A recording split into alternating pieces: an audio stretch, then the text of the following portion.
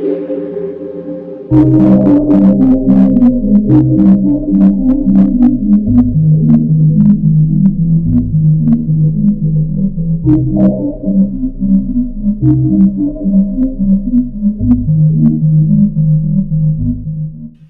ghosties. You're listening to Not My Ghost. Not My Problem. I'm Kelly. And I'm Jen. Whether you're a skeptic, a true believer, or somewhere in between, join us for a journey into the unknown. Because remember, when it comes to the paranormal, it may not be our problem. But it's certainly someone's problem.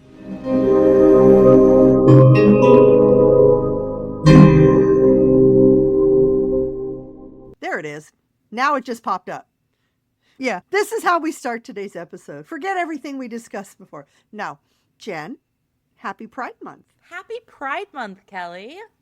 What an exciting month. And we have a great Pride episode for you next week. We do. I'm really excited about it. She has not stopped talking about it. I haven't. I was just looking over the notes earlier today, and I realized it's a long episode. But that's okay. It's a good one. I got excited. It's okay. I think that being long sometimes is okay. It's heavy on the history. Well, that's fine with me. Yeah. A lot of people like the history. They do. I like the history as well. Mind went blank again. Yep, that happens. Welcome to our scripted, unscripted banter. Hello. Hello. Hello. I don't have a question for you, Kelly, but I do have a follow-up. Ooh, okay. Give me the follow-up on what? This was not a follow-up we said we were going to do, but it was something that while I was editing, I decided to follow up on. Oh, even better. We're back after a phone call from my son. Yes. We were interrupted briefly. Kelly's always getting interruptions while we record. But anyway. I have fans, man. You do. Scam callers and kids and just never stops. You're busy, whereas I have no life, so. Yeah. Anyway, follow-up. In our Kentucky Goblins episode, we said that we didn't think rainbow shooting stars were a thing. Well, we definitely said we've never seen one. I also said I didn't think it was possible. Okay. So while I was listening to that, I was like, I really don't know. So let me look it up. And guess what? Are they real? While rainbow-colored shooting stars are rare, they are not impossible. Oh, my God. What? A bird just fell dead out of the sky right in front of my window. What? I saw it fall and I heard it thunk off the roof and it's laying in the front yard. I don't like that. That's some bad omen shit right there. I don't Kelly. like it at all. Ooh, I don't like it. Okay. Sorry to interrupt. Let's go back to rainbows. Pride Month. Yay. Rainbow. Oh, yeah, that fits even more so in Pride Month. It does. I didn't even think about that. Anyway, rainbow-colored shooting stars are not impossible, and there is a scientific explanation for why you might see one. There are atmospheric refraction and scattering that can help explain it. As the meteor burns up in the atmosphere, the hot gases and plasma can emit light in various colors depending on their chemical composition. Different elements glow in different lights. Meteors that are high in sodium are an yellow-orange. Ones that have iron are yellow-white. Magnesium is a bluish-white. Calcium is purplish. And nickel is green. So these different emissions can blend or shift rapidly, giving a rainbow or multicolored appearance. That is amazing. Isn't it? I was really excited when I Googled this and found this out. Yeah. Also, fast-moving meteors ionize more of the atmosphere and may emit several different colors. So the angle and speed can also cause the colors to appear to change quickly along its path. And the way that your eyes adjust to brightness and how your brain processes rapidly shifting light can also cause a meteor to appear rainbow-like, especially if it's a particularly bright fireball. That's really interesting. Yeah, so while you're not likely to see a literal perfect Roy G. Biv meteor, a multicolor or a shifting color or a rainbow-like fireball is definitely possible and has been observed. I love it. Me too. And then I dug a little deeper, Kelly. Oh, okay. In that Goblins episode, the first thing that kind of kicked off the whole thing is Billy Ray Cyrus, whatever the fuck the guy's name was, saw a rainbow meteor or whatever in the sky, right? That's kind of what kicked off the whole event. So I kind of looked into the history of what things were happening in that area in August 1955 to see if there was anything that could have happened that could have been mistaken for this alien ship crashing. There were notable astronomical events occurring around the time of the Kelly Hopkins incident on August 21st, 1955, that could have contributed to what they saw. There was the Perseus meteor shower, which is one of the most prominent meteor showers, and it's active from mid-July to late August, generally peaking around August 11th through the 13th. But even after the peak, the shower continues to produce meteors, so it is very plausible that some of that activity was still visible on August 21st. I believe in the episode that we did. You very briefly mentioned that there was some meteor activity. Okay. So the Kappa Cynigs are a lesser-known meteor shower that peaks around August 18th. Given their timing, it's possible that meteors from this shower were still visible on August 21st, and some analysis have suggested that this meteor shower could have contributed to some of those sightings. Also, which we did not mention this in the episode, there was a new moon on August 17th, 1955, meaning that the night of August 21st, the sky would have still been very dark, which provides optimal conditions for observing meteors and other type of phenomenon. Phenomena. Do, do, do, do, do. That was my deep dive. I will say I did deep dive into the meteor activity before I got to the part in the episode where you mentioned that there were meteor showers in the area. And I was like, I did all this research. I'm leaving it in. Yeah. No, it's very interesting. Yeah. I remembered as you were talking that this dead bird is the second dead bird I've seen today. Oh, wow. As you know, because you helped me pick my new glasses after I left Costco. I stopped to get something to eat at Kava. Oh. And when I walked on the sidewalk to go in, no dead bird. I got my order and I was taking it home to eat it. And I walked back out and on the sidewalk there was a dead bird. You're just attracting dead birds today, Kelly. That's a bad omen. Yeah. This one was a big blackbird. It wasn't It's Big not Fat a Crow. I crow. was about to say, it wasn't Big Fat Crow, was it? It's not Big Fat Crow, Okay. no. If it was one of my crows, I would have not stopped recording Yeah. because I love my crows. Yeah.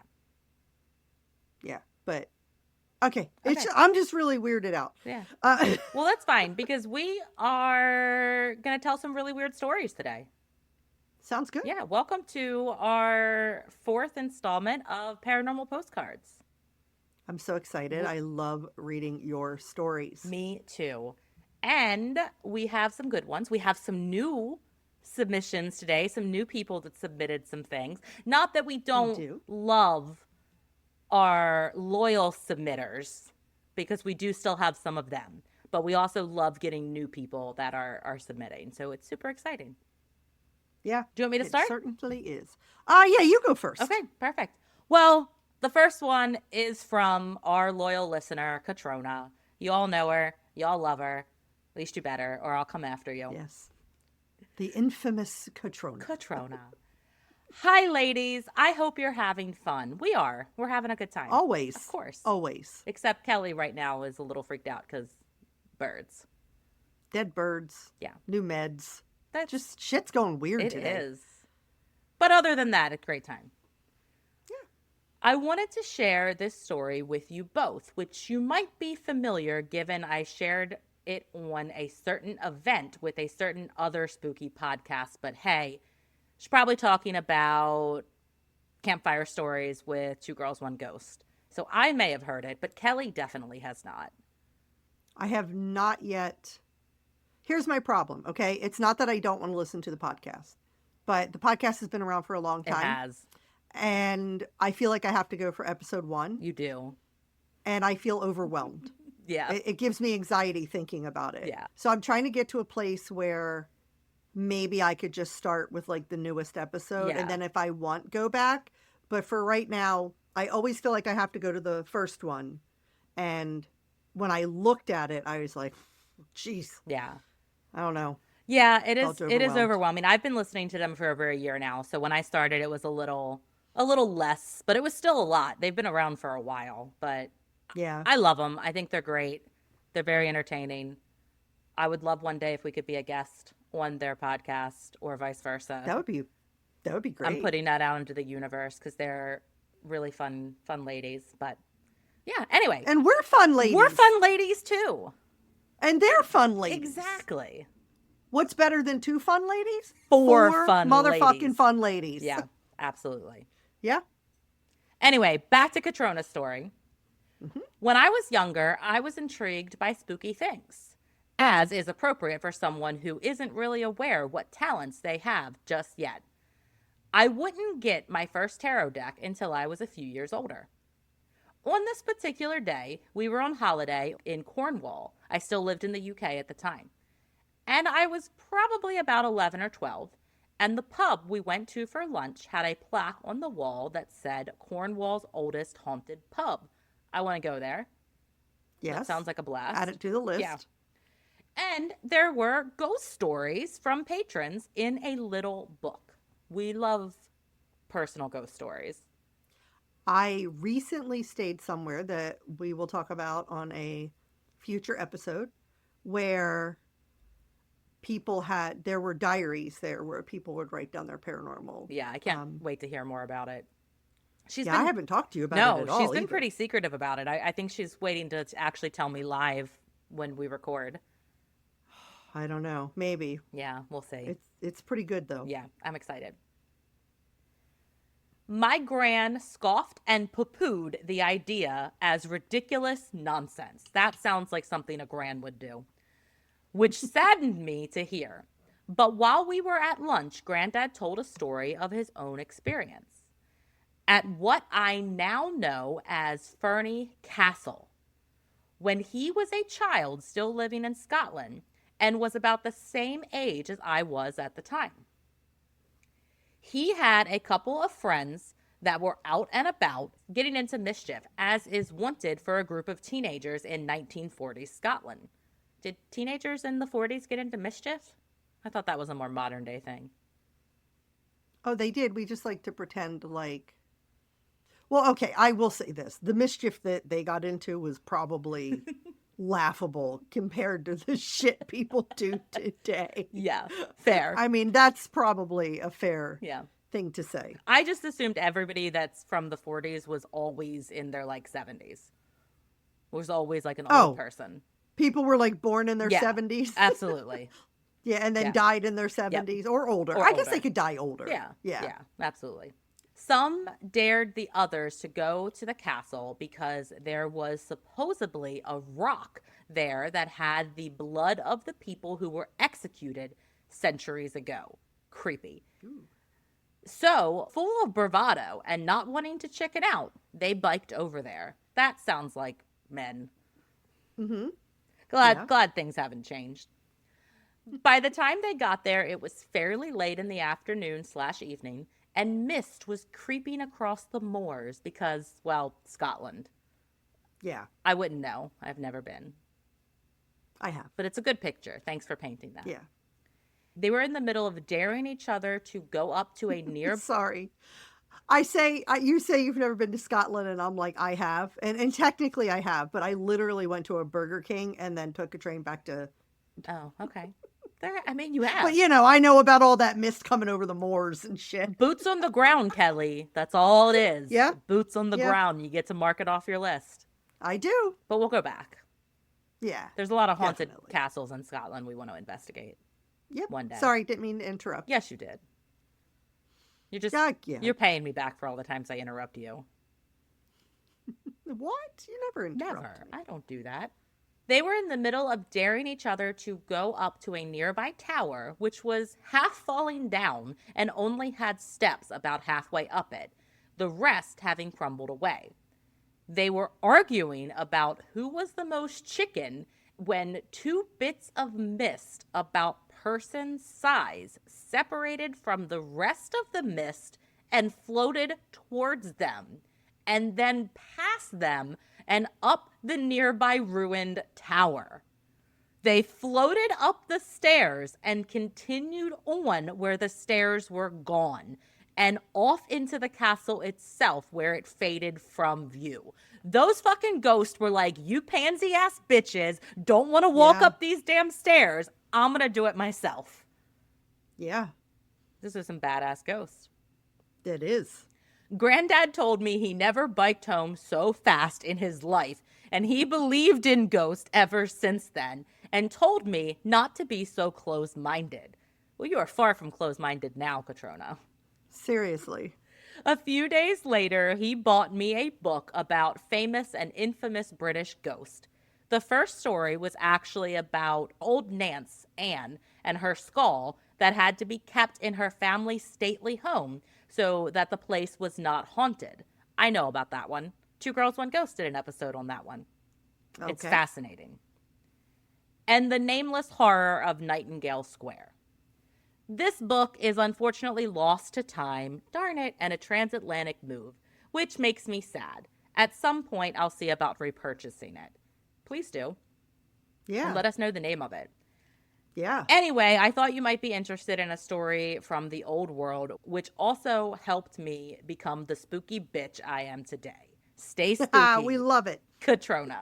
We do. We love that, Katrona. That We really do. That was what put you on your path to eventually find us. Yeah. All right. So am I next? That's how this works. Yeah. Okay. So mine is from Heather, who is a friend of mine. Hi, Heather. Thank you for writing into us. Yes, I met Heather in 1986. Wow. September 1986. I wasn't First day of 7th grade. even born yet. Nope. So Heather has sent in 4 kind of shorter ones. Okay. So I'm just going to go through all of them. Let's do it.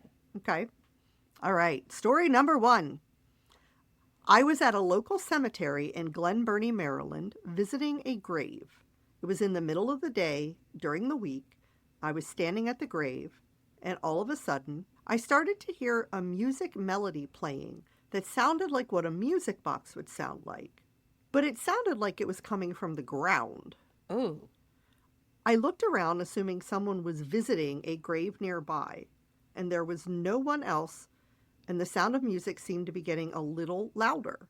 I decided I wasn't going to stick around and see what happened next, so I ran to my car and became probably the first person to ever peel wheels out of a cemetery. I doubt you're the first person, but I love that for you. I do. That is interesting. I do need to know which cemetery, because as someone who lived in Glen Burnie for most of their life, I need to know which cemetery. Was it the one on Ritchie Highway? Probably. That's the big one. I mean, that's like the main one, yeah. right? I've only ever driven into that cemetery because there were polka stops there, and I would drive in. I've been with you.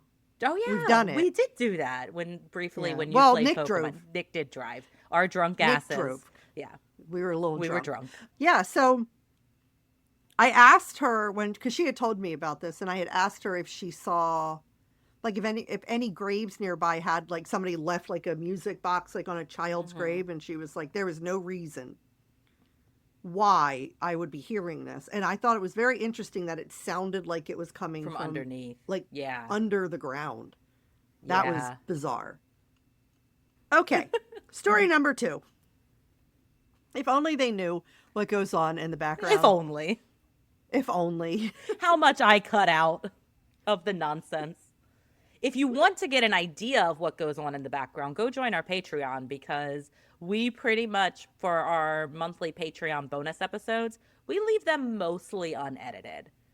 Yeah. We leave in all of our mess ups, all of our mispronunciations, The only and thing we took out of the last one we filmed was our butts. we got up to get Yeah. some haunted dolls to show them off, and we cut that part out so y'all didn't have to look at our butts. But Yeah.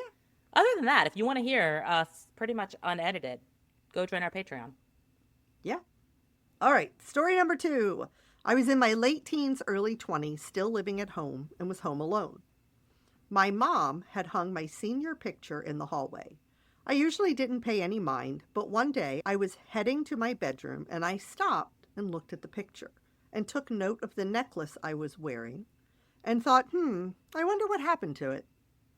I proceeded to take a shower. When I went back into my room to get dressed, on my bed was a little jewelry container sitting on a pillow with the lid off and the necklace sprawled across the pillow.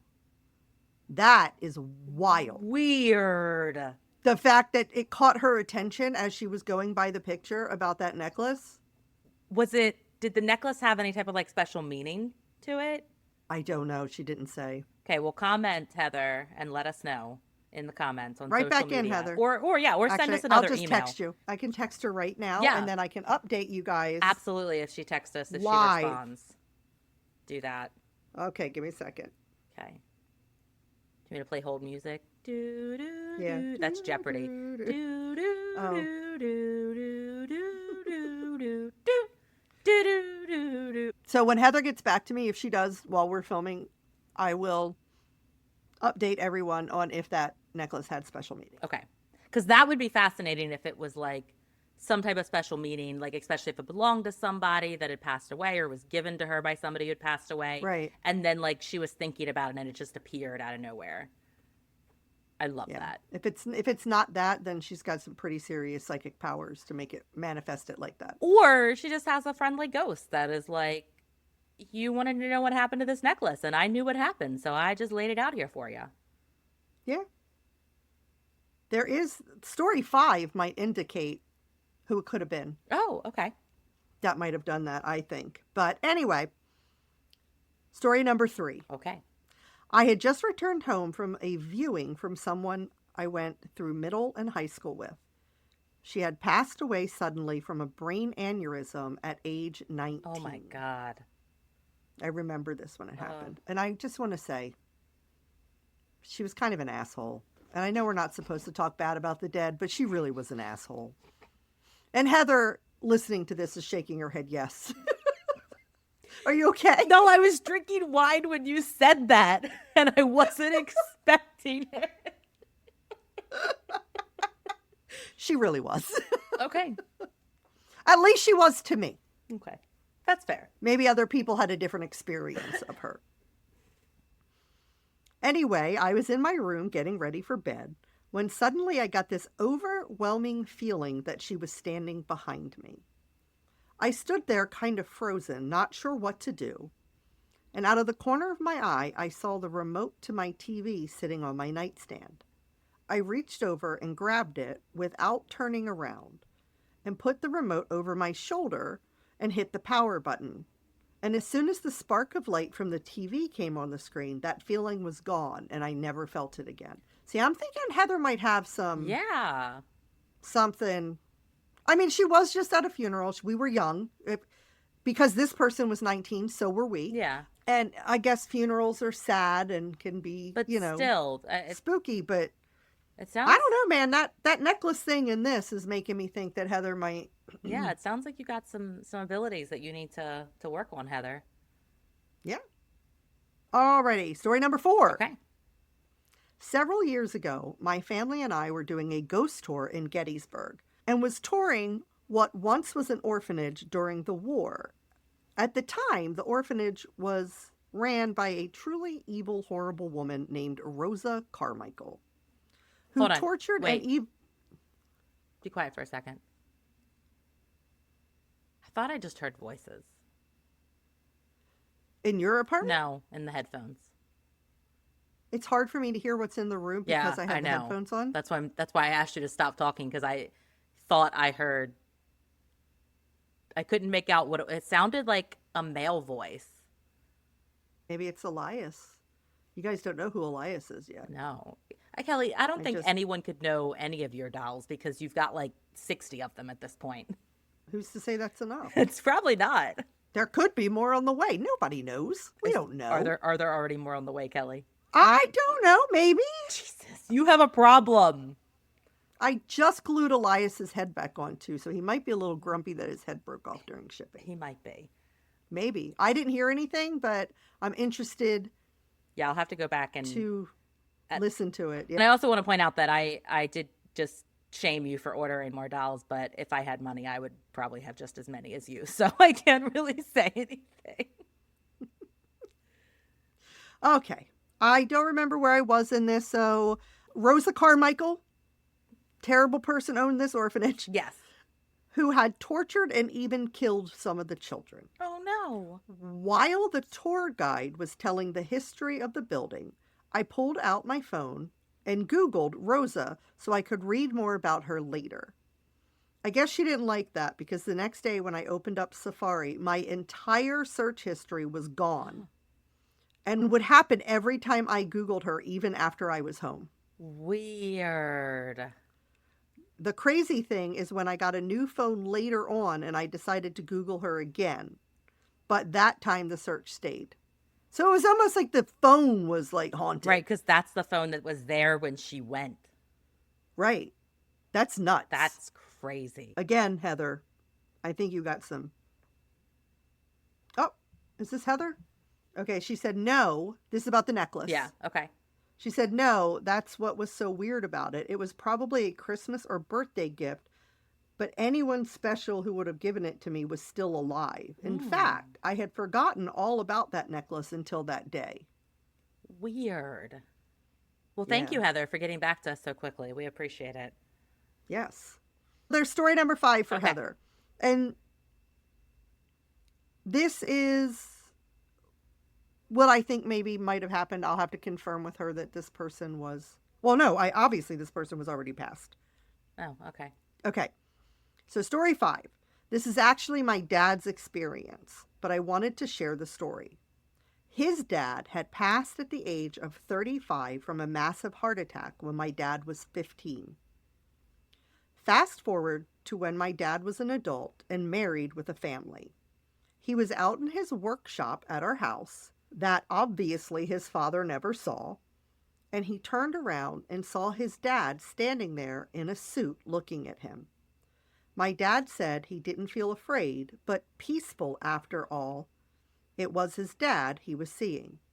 This happened a second time a couple of months later, and again my dad wasn't scared, but peaceful.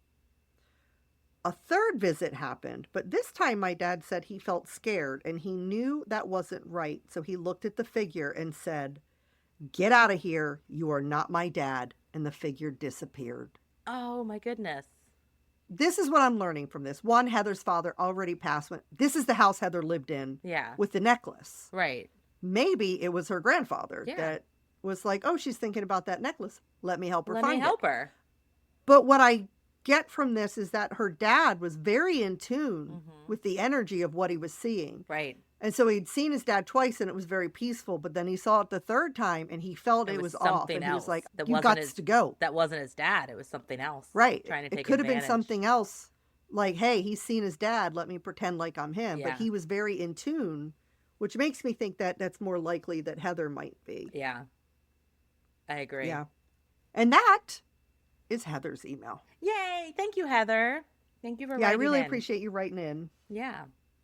Okay. Well, our next story is from Rachel. Rachel. Rachel starts by saying, so, not gonna lie, it's 1 a.m. and I saw the request for personal paranormal stories on Instagram. And I'm like, okay, what the hell? So here it goes. So this isn't somebody we know. No, we do not This know is like Rachel. a person in the wild. Yes, a person in the wild who follows us on Instagram and decided to send us stories. That's really cool. I know. I'm glad you wrote in, Rachel. Yeah, thanks, Rachel. Hope you're listening. I've definitely had my share of spooky things in life, but the OG you're going to hear about is by far the most bizarre and mind-boggling. I grew up in my grandparents' house with my mom, sister, and grandparents. It was always known that there was a presence. Everyone in the house acknowledged it.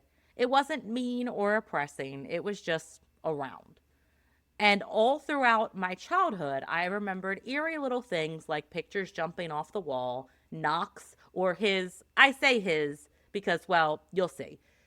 Favorite was to come down the stairs and brush by all the coats hanging on the banister topper at the bottom of the staircase when everyone was in the living room. And you could watch it happen. That's cool. Yeah. That would be neat to see. I think he did it for fun because we always were like, "Did you see it?" That would be me. "Oh my God, did you see that?" Yeah. There was also one thing he always did, first to my mom when she was little, then to my sister, then to me, which was at night. Nope, not allowed. As I was laying down to go to sleep. Once I was still and right on the verge of falling out, I'd feel a little weight across the bottom of my bed over my feet. Nope, I'm out. I'm out. I'm leaving. I'm on the next bus to anywhere but here. I have so much to tell you about this trip that I took. Well, I can't wait to hear it, but Yeah, because that just reminded me of something. great. Really lightly, but definitely there, as if something had laid at the foot of my bed. My mom told me this years and years later, and I freaked out and told her it happened to me too. But like I said before, it never felt like a negative presence. That I guess helps, but still, Yeah. don't bother me while I'm sleeping. Jen has very strict I rules do. about sleeping. I do. If anything, when I felt that before I fell asleep, I felt safe and relaxed even as a little child. Well, that's sweet. Yeah. I'm glad it made you feel safe. So moving on to the bizarre crazy. Ooh, I like bizarre We crazy. love bizarre crazy. Before I had understood that our house is haunted, this experience happened and shook my family to its core. Ooh. I was about 5 years old, and my friends from the neighborhood and I would play in the streets out in front of my house all the time. We lived in a quiet, safe neighborhood with a low speed limit, and it was the 90s. Wild times. So we were kicking a ball back and forth, and for some wild reason, I looked up to my bedroom window. And I was confused when I saw a little boy. There were no boys in my family, unless you count my pop-pop, but I can still see him clear as I did then. He was young, but older than I was at the time. Blonde, kind of straight, shaggy-ish hair that was around his ears, and he was wearing a white long-sleeve flowy shirt. Almost if you picture like what they wore in the 1700s, like peasant shirts. I remember the tie strings near the collar. It is amazing that you have this much memory when you were 5. Yeah. That's great. In my 5-year-old brain, I obviously didn't process all of this, just the confusion that there was a boy in my room I didn't know. He looked panicked and started waving his hands in a come hither, like beckoning me to come to the house. Nah. No. 5-year-old Rachel was like, "Oh, okay. I promise my self-preservation skills have finally developed. Good." And I picked up my ball and started walking towards my front yard without saying anything to the other kids. Could you imagine that? You're just playing ball and someone just picks it up and just walks away with no words. They followed me because I had the ball, I guess. No sooner than reaching my front porch, a car came speeding down my street, faster than I ever could remember seeing when I was little. If my friends and I had still been in the road like we had been less than 30 seconds ago, we would have been roadkill. I have full body goosebumps right now. Yes. Oh, And it sounds like your self-preservation skills were spot on. spot even at 5. on. Oh my goodness. Full body goosebumps. That's crazy. Wow. My mom had even commented about how fast the car was going because she saw it from the window and told us to go play in the common area beside the house and stay out of the road. I ran up to my room and there was no boy. My room was empty, and I was so confused. I went back down and asked my mom where he was. She was like, "What are you talking about?" I recounted to her exactly what I saw, and he was wanting me to come inside, and now he's gone. She never fully explained it to me at the time, but years later we talked about it. But at that moment, she got really emotional and just hugged me and said she was glad that I was okay. I am like seriously got chills. Like that Chills. was amazing. It's not done. There's more. Oh, wow. As the years went on and he started sleeping on my bed, I figured out that the presence in her house was him, the little boy who saved my life and my friends that day. I know he did, and I always felt safe and calm when I was around him. As I got older, my grandmother would tell me stories about playing by myself in my room and watching through a crack in the door as I rolled my toy or ball and watching it roll back to me when I was around 2 to 3 years old. It was clear that he'd always been with me and somewhat of a friend and guardian. Leaving that home when I was 15 was hard, not just because I grew up there, but that I felt like I was leaving him behind. I really hope he was able to find peace or move on, or maybe he found another little kid to look after. Either way, I hope his eternity is loving and peaceful like he was. That is an amazing story. I love it. Still full chills. Yeah. But she's not done. Also, for a bonus. Ooh, bonus. We love little bonus stories. I lost my mom almost 2 years ago while she was living with me. Well, that's a sad so bonus. Sorry. I'm sorry. That's a sad bonus. I was understandably devastated and laid awake at night crying a lot. Totally understandable. One night, just a couple of days after she passed, I was lying in my bed, my husband sound asleep, unmoving for hours. Sounds like a typical man. Mm-hmm. I just laid there as the tears came and went. I said out loud, "I miss you so much, Mama. I wish I knew you were still with me. Please, if you're here, give me any sign you can. I need you." Just then, after I said that, I felt the same familiar light pressure at the foot of my bed over my feet. I knew instantly it was her telling me that she was with me in a way she knew I would understand. That's beautiful. Oh, Rachel, I'm like almost crying. I've never felt my dad. Since 11 years ago today is when he told me he had lung cancer. Oh, wow. Yeah. Yeah, I've never felt my grandmother, and she's probably the closest person I was to that has passed. Yeah. I did have a dream about my grandfather and my cousin. Both of them, I think, visited me in dreams. Okay. After they passed away. I've never felt... Well, okay, okay. This was weird. I guess that's not true, because I just remember this one thing. Paul's doppelganger. Oh, well, I saw him. Yeah, I guess I did. Yeah. He was driving a car. Exactly. That was weird. Listening to Simon and Garfunkel, which is, I completely forgot about that. But I also have this other experience where I did this like online class with other people. I was led by Paulina Pinsky, and it's called The Artist Way. And we kind of went through that book, and it was really cool. But one day we were all on, video calls, like 5 or 6 of us. And as I was sitting there, my dad always used this particular like cleaner on his floor. And I just started to smell that cleaner, and we don't have it in the house. Interesting. And I was like, it smells like my dad.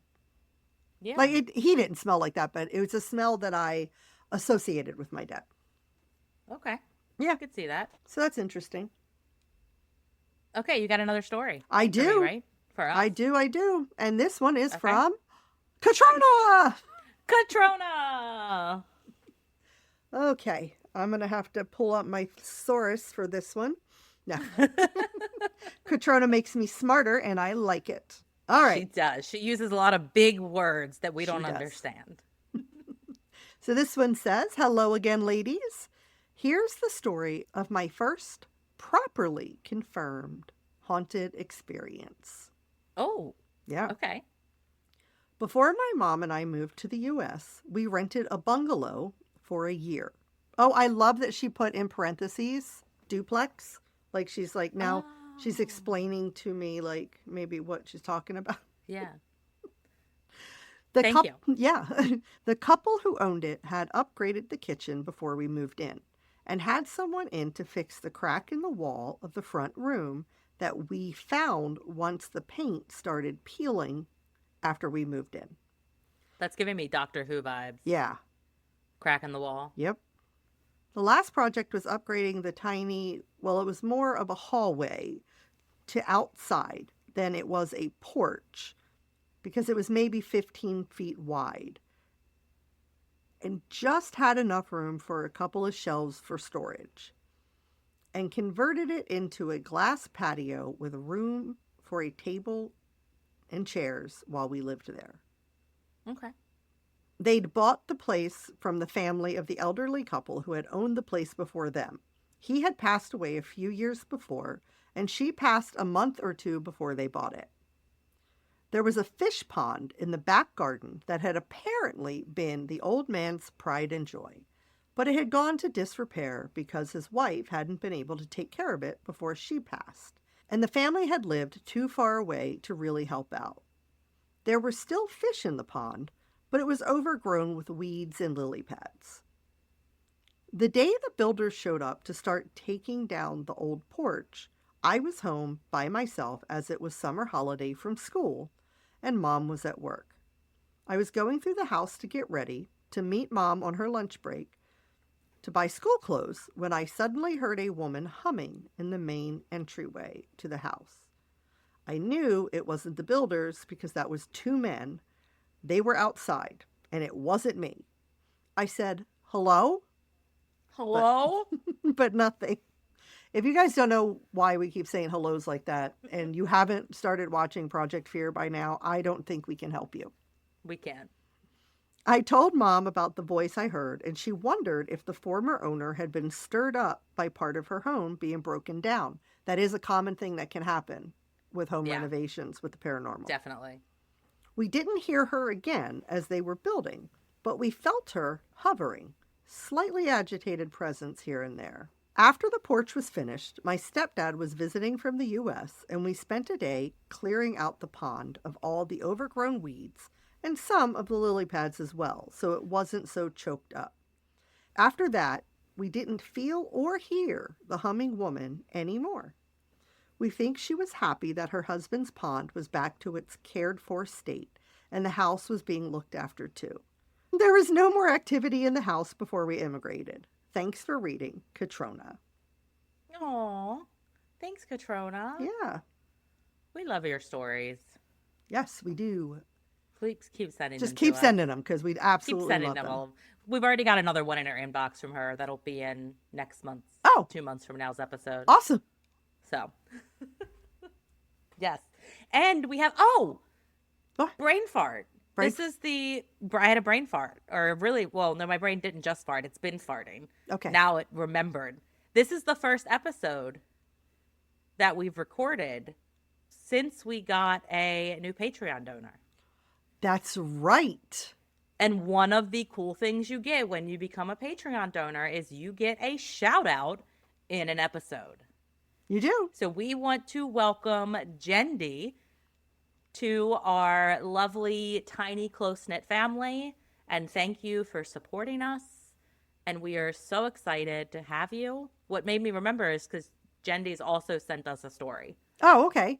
Yeah, that we'll read on our next month. We are honored that you would join our Patreon. Yes. We really are. So honored.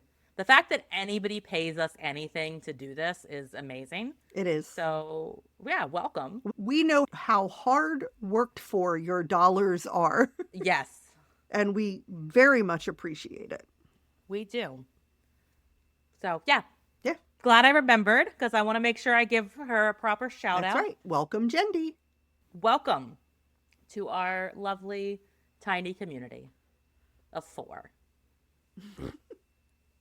If you want to join our Patreon community and make it grow, you can. Please do. 5 is a good number. 5. It's a great number? 6. 7 is supposed to be like heavenly or something, isn't it? Like 582 is great as well. It is. Yeah. 666. We could keep going all day. My next story is from Lynn, and Lynn is my friend. Hello, I know Lynn. I have friends, guys. Jen has friends now. I do. I have new friends. As if I don't exist and Kristen You doesn't don't. exist. Yeah. You guys, I say I have local friends, but Lynn is not local, but the rest of the friends are local. Okay. So I joined a literary activism book club with some lovely people from my apartment complex. And Hi, lovely people. Lynn, If you listen. Lynn is also in the book club, but she lives in California, but she comes to visit like once a month. Oh, wow. So she usually comes in and hangs out with us at book clubs, and she has some paranormal experiences. And when she found out I had a podcast, she said that she was going to write in, and she did. I can't wait to hear it. I'm really excited. I have not read this yet. Okay. So we're going to learn about it together. We are learning about it together. Okay, so Lynn says, this was back in 2002 in Los Angeles. My mom used to flip houses, so moving was just part of our life, always temporary and transitional. At the time, we were in between homes and ended up renting this house for a month. The rent was suspiciously low, but we claimed it as good luck because a friend of my mom's had found it through a friend of theirs, a realtor, who called it a great deal. Yeah.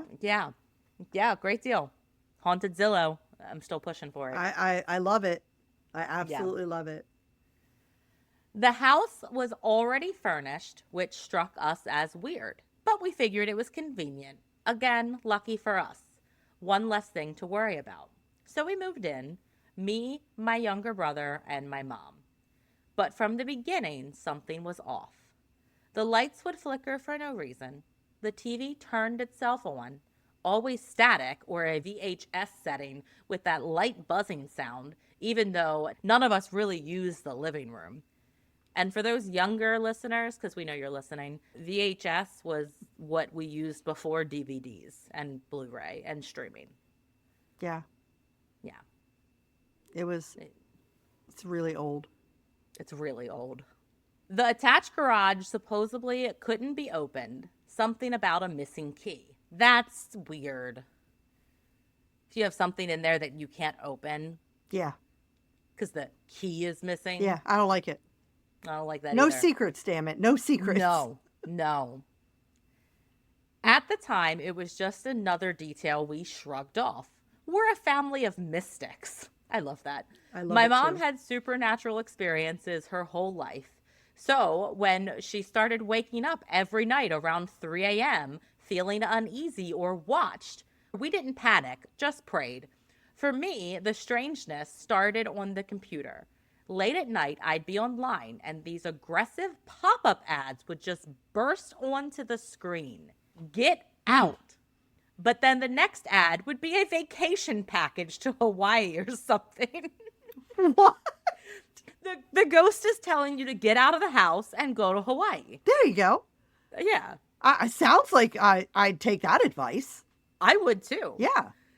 So it seemed normal, and I was overthinking. But it started happening more often and in different features of the computer. It would be like 2 a.m. and the exit button would be stuck on the screen.